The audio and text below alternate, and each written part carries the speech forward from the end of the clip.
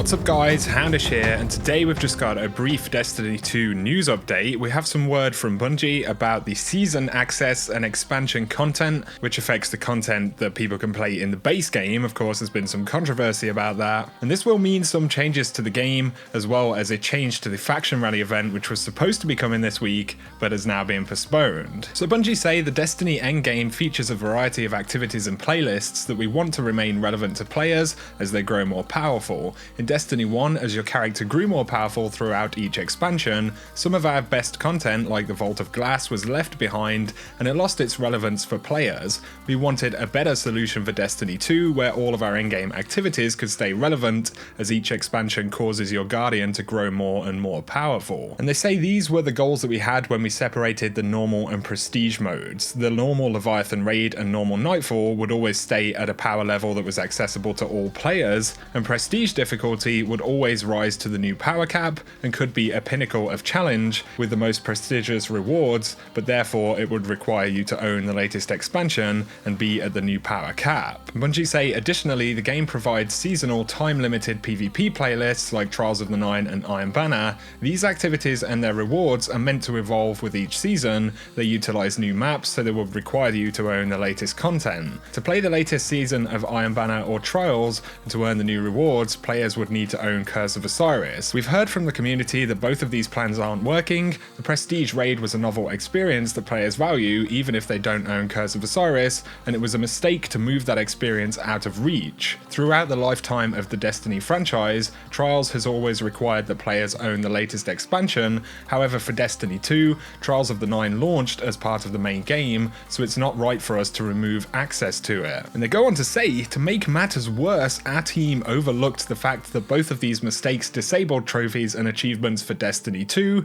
This was an unacceptable lapse on our part, and we can understand the frustration it has created. So we have an official response from Bungie about the fact that certain content was essentially locked behind the DLC after it had been previously available in the base game. Basically, Bungie say the reasoning for this is that they want to bring up activities to certain power levels or have a level requirement and give certain level of rewards, and in order to do that they needed to have the playlists separated in this way, which is not something I really understand. I don't understand why the system is kind of that complicated. Can't there just be, you know, a prestige Leviathan raid and then a higher level prestige Leviathan raid? And they kind of have a solution similar to that, but they say this week we will release a hotfix that will make the following changes. The prestige Leviathan raid will be brought back down to power 300 and its rewards will drop down to match the new power level. All players will regain access to the raid, and this will allow the prestige achievement trophy for all players, and it will allow all players to complete the final step for the Legend of Acreus exotic shotgun. So their answer to this is actually to take the Leviathan prestige version that had been brought up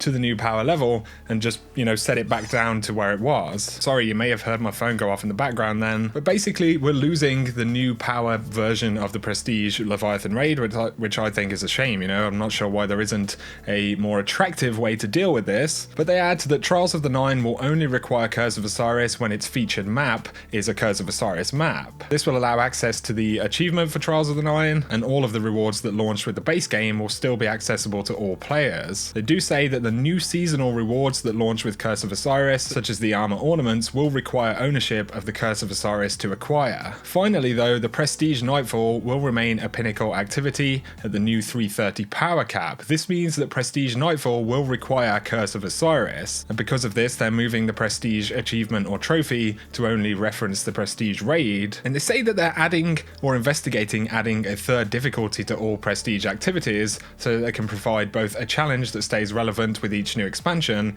and a Prestige version that is always available for players. The normal Nightfall will only require Curse of Osiris when it features a Curse of Osiris map, but they say that for time-limited events like Iron Banner, Faction Rally and the Dawning, it will be made available for all players. They're going to be postponing the Faction Rally this week to ensure all of our players can access the activity and the appropriate rewards. They add that Iron Banner and Faction Rally rewards that launch with D2 will still be accessible to all players, but new seasonal rewards that launch with Curse of Osiris, such as the armor ornaments, will require ownership of Curse of Osiris. So we've also lost the Faction Rally event that was supposed to be coming this week, you know, to all of this that's going on. It's good that Bungie have actually, you know, come out and responded to this, but I just think it's ridiculously short short-sighted that it happens in the first place, and then even in the response, what ends up happening is we've got content, being removed from the schedule. Faction Rally's no longer a thing this week. Also, the new 3:30 Prestige Leviathan raid just won't be a thing anymore. It's just being bumped back down to what it was,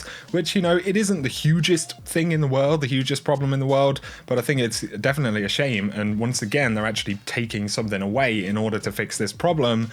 Oh, man. But anyway, moving on, Bungie did say, as laser tag weekend comes to a close, we're making good on our promise to address the fact that Prometheus Lens is way too powerful. Sure, it's fun, but it breaks the crucible for anyone who wants to use a different weapon. Given the short window that we've had to make an emergency fix, it will be adjusted to be way too weak, and in January, this new exotic will receive a proper play-tested design pass. So essentially, they're saying that Prometheus Lens is going to be pretty crappy after this, essentially what is a nerf tomorrow, but they will be looking at the actual, balance of the weapon as they go into the new year. So it looks like laser tag in PvP at least is going to be over, but all of this stuff will come in the patch update 1.1.1.1. Wow, which arrives tomorrow. And this also means server maintenance. So at 7 AM Pacific, Destiny server maintenance is scheduled to begin, and at 2 PM Pacific, the maintenance is supposed to end, and that's when the update will become available. So that maintenance will start at 3 PM in the afternoon in the UK and actually end at 10 PM. On the most part, definitely a lot of negatives coming out of this update, but it was important for me to bring you guys this information, so let me know your thoughts in the comment section. If you have appreciated the video at the very least, then a like is appreciated below. If you're new to the channel and you want to keep up to date with Destiny 2 content, feel free to hit that subscribe button. But for now, I'll catch you guys very soon. Hopefully this week will be a bit of a better one.